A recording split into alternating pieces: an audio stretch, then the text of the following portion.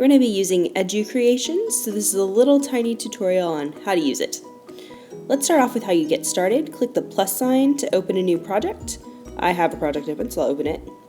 And it's going to give you a screen that looks like this. The first thing to learn about is how to add text. So you click the plus button, and you select the letter A, that's the text choice. Now, I can tap anywhere on the screen to add my text now, and it gives me a little box like this. Once I have that little box, I can just start typing away.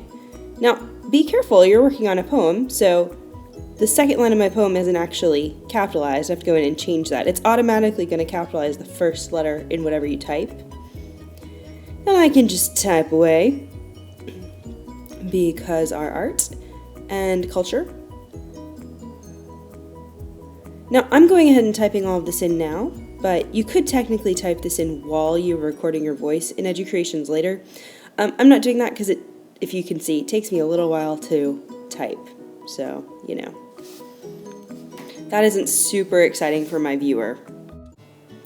Next, let's look at adding images. We start the same way we did before. We're going to click on the plus sign and choose the mountains that look like they're in a picture frame here.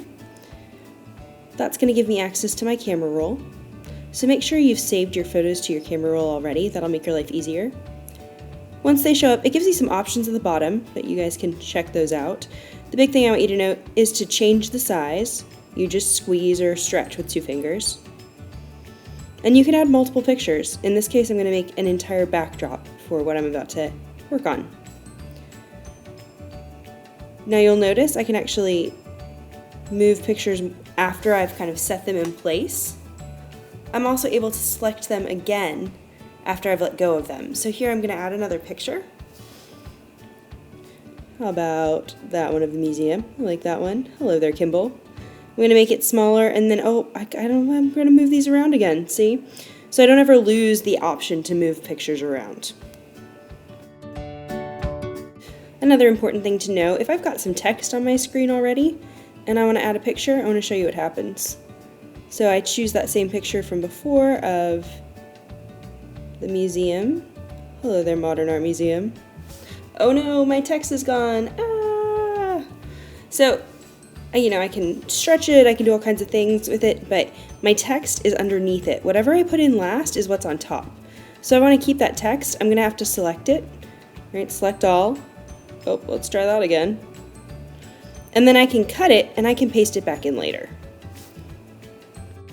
Now in this case, I've actually put all my pictures together and now I'm going to add that text back in. So again, I choose the letter. I can just choose a spot for my text to be and then paste it in. Right now, it's not very easy to see here. So I can actually choose this little bubble on the left and play with the font color. See?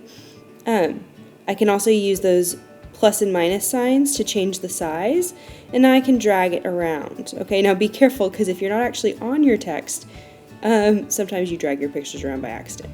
You'll also notice the text can't stretch and squeeze to get bigger and smaller like other things. You have to use the plus and minus signs.